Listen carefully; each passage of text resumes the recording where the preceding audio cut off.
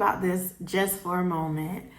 I shared in the previous YouTube video 3 things that worship leaders should probably avoid to not run into pitfalls. But I think one other thing that I wanted to share is also as important as those other 3. So if you have not watched the last video, make sure you go check it out. But this particular thing is making sure that you plan. That's right. Make sure that you plan. When you take time to plan, then your musicians are happier, your singers are happier, and they are more excited about coming to practice. So I'm going to tell you what I do, because I, at one time, either way, it doesn't even matter. You know, musicians and singers should get the music well in advance.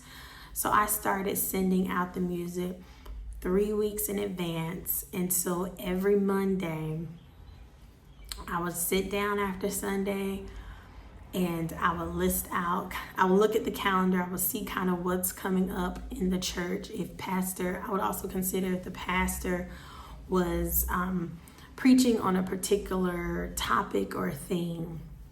Depending on what was coming up from the church and if there was a particular topic or theme.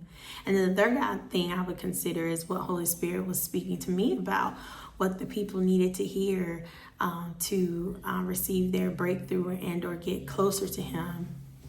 So I would sit down every Monday and I would draft my email, have 3 weeks out, and I will put in the songs for each week, the YouTube link, and the key that I plan to sing it in. Now, this was before we had Planning Center and all of that. So this is a good method for those of you who may not have Planning Center.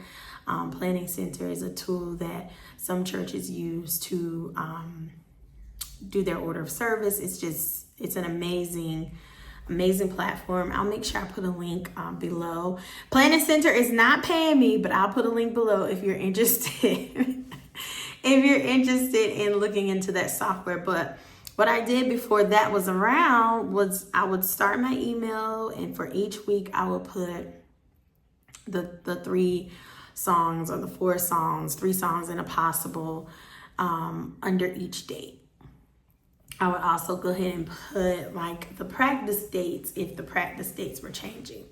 I would do this every Monday for about 30 minutes. It only took me 30 minutes because I was considering the calendar.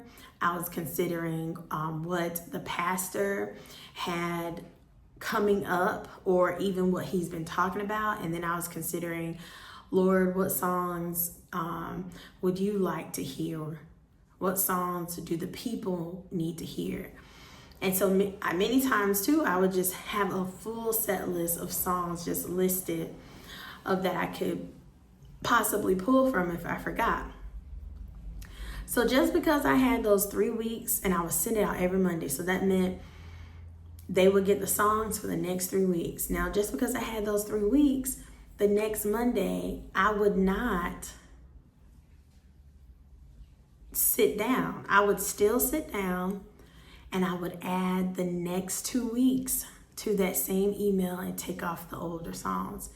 That meant people were always looking.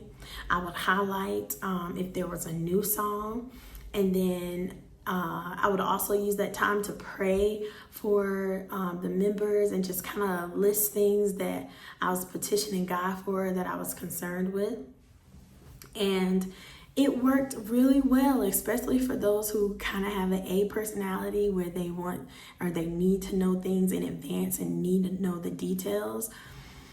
It worked very, very well for the ministry. And what I'll do is I will create the template that I use, and I'll make sure I put it in the Setlist Seller. So if you're not a part of the Setlist Seller community, which is a growing community of worshipers and worship leaders who are not only dedicated to singing, but dedicated to living a lifestyle of worship outside of the church. Okay, I'll make sure I put a template in the worship leaders table, and you all can have it. So if you're interested in joining the community, I'll put the link below, and you can have that template and use it. Just use it, and then you can give the template to someone else on your team, and they can begin to use it if you feel like, you know, they are interested in not only being a praise team leader, but they are actually interested in actually leading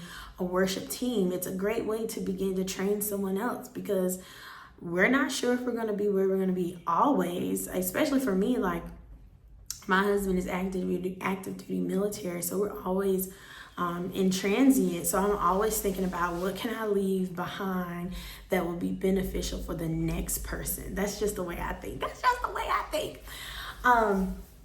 So one of those pitfalls, like I said, is when you don't plan in advance, things are chaotic. People are not excited about coming to practice because they don't know what you're gonna do. And then when you get to practice, people are frustrated because you're giving them songs that they haven't had time to listen to. And so we can avoid a lot of those things by just planning in advance. Now, I'll share with you something that I did that worked. And if you have some other methods that works for you, please let me know. Put it in the comment section, and I can't wait to read about it. All right? Have a great day. Talk to you soon.